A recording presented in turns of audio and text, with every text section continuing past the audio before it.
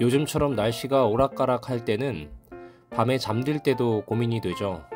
창문을 활짝 열어둬도 될까? 갑자기 비가 들이치지는 않을까?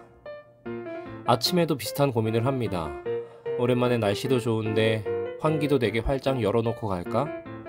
언제 비 올지 모르는데 꽁꽁 닫아야 하나? 또 망설이는 사이에 시기를 놓쳤나 하는 고민도 있습니다. 장마가 곧 끝날 줄 알고 제습기 안 샀는데, 이런 고민 말이죠. 어떤 곳에선 비를 그리워하고 어떤 곳에선 쨍한 햇빛 반가워하고, 어디선 활짝 갠 하늘에 잠자리가 날고 또 어느 곳에선 땡볕에 매미가 울고, 요즘엔 이쪽과 저쪽, 오늘과 내일을 도무지 예측할 수가 없는 것 같습니다. 날씨처럼 변화무쌍한 하루, 어떻게 시작하고 계신가요? 2023년 7월 19일 새벽기도의 말씀입니다. 유다의 배반에 돈이 개입된 것은 사실이지만 또 다른 이유가 있었습니다. 어쩌면 더 중요한 이유인데 성경에 그 힌트가 있습니다. 마태복음 26장 16절을 보면 그때부터 예수를 넘겨줄 기회를 찾더라 라고 기록되어 있습니다. 그럼 그때가 언제일까요? 바로 그 앞에 있었던 마리아의 향유를 부은 사건이 배반을 결심하게 된 결정적 계기가 되었다는 것입니다. 마리아가 나드 향유 한 근을 부었을 때 유다는 노동자 300일치의 고가품을 그냥 허비하는 것에 분개했죠. 다른 제자들도 그랬지만 스승이 당신께 한 일로 당신의 장사를 위해서 한 선한 일이라고 하니까 완전히 납득이 안 되었어도 아무런 반발을 하지 않은 것입니다.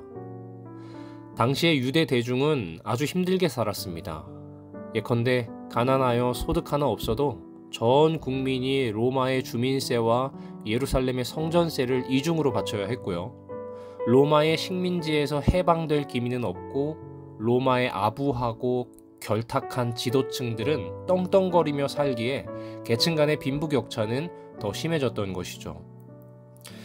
유대 대중들 사이에 공평과 정의가 완전히 실종된 이 세상이 한번 뒤집어지라는 불만이 최고조에 달했고, 그중 가장 열렬분자가 바로 유다였을 것입니다.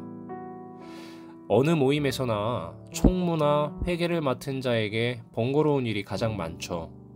명절에 쓸 물건을 사야 했으니 바로 유다가 그랬을 것입니다. 지난 3년간 불평 한번 하지 않고 그 모든 굳은 일을 도맡아 했는데 다른 모든 사람을 무시하고 못해줘도 당신 혼자에게만 잘하면 만사 오케이라고 마치 이단 교주처럼 말하자 스승의 사상이 의심되었고 지금껏 가르친 것과 다른 이중인격자로 여겨졌을 것입니다.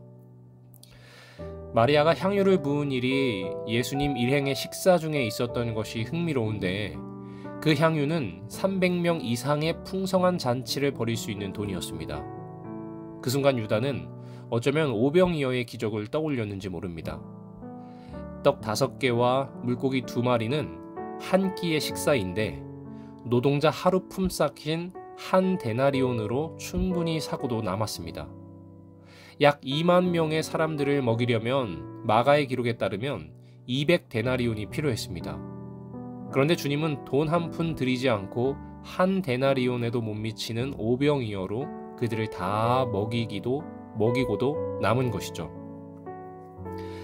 기적을 단순 산술로 따질 수는 없지만 300데나리온의 현찰이면 그 기적의 300배, 즉 600만 명을 배불리 먹일 수 있다는 뜻입니다. 이는 유월절 전체 순례객 200만 명이 절기 기간 내내 잔치를 벌일 수도 있다는 뜻이기도 했습니다. 가뜩이나 주님은 유대뿐만 아니라 이방 지역에까지 명성이 자자한 판에 만약 그랬다면 이스라엘 전 백성이 주님께 충성을 서약했을 것이고, 그렇게만 되면 당장 유대 개혁을 이룰 수 있고 로마와의 일전도 기대해 볼 만하다라고 유다는 생각했을 것입니다. 오병이어의 기적을 체험한 유대 대중들이 그 당시 처음으로 보인 반응이 무엇인지 기억나십니까? 그것은 바로 예수님을 억지로 왕으로 삼으려 했던 것입니다. 그때의 유다는 산으로 비겁하게 피하는 예수님께 1차로 실망했을 것입니다. 그러나 이번에야말로 절호의 찬스로 여겨졌을 것입니다. 그런데 또다시 주님은 꽁무니를 빼려고 하고 있는 것이죠. 유다는 정말로 이제나 저제나 언제 거사를 결행할까 기다려왔습니다.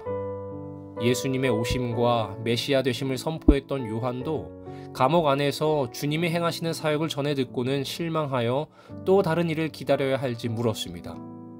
유다도 그렇게 반신반의했지만 끝까지 포기하지 않고 지금껏 참고 따라왔습니다. 그런데 예수님께서 이틀 후에 죽겠다고 날짜까지 지정하시자 유다의 소망은 완전히 산산조각이 났습니다.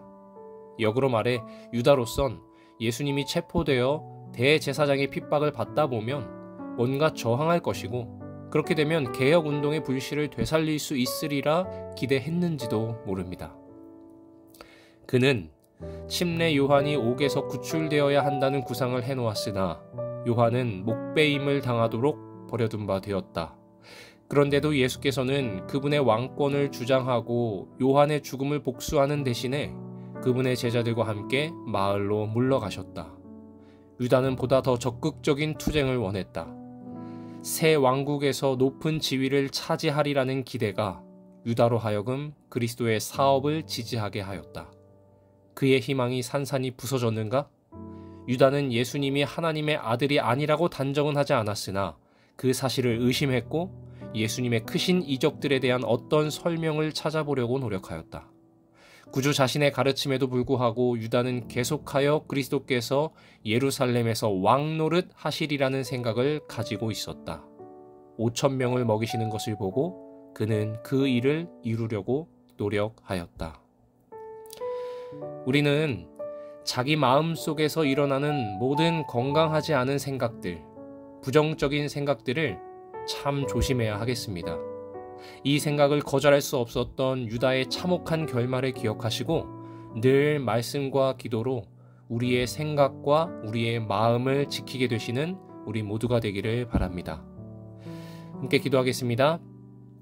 하늘에 계시는 주님, 가룟 유다를 반면교사로 삼고 나도 언제 실족할지 모르고 연약한 인간이라는 것을 깨달으며 늘 하나님 앞에서 겸손하게 나아감으로써 하나님께 쓰임받는 인생이 되도록 도와주세요.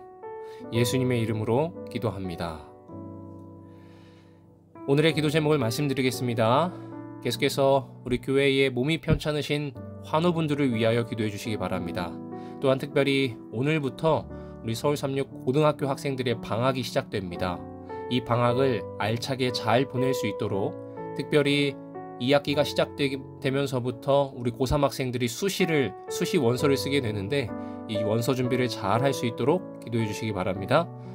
또한 우리 교문이교회 모든 교우님들의 건강을 위하여 기도해 주시고 각자 가지고 계시는 개인의 기도 제목을 위하여 이 아침 기도하시겠습니다.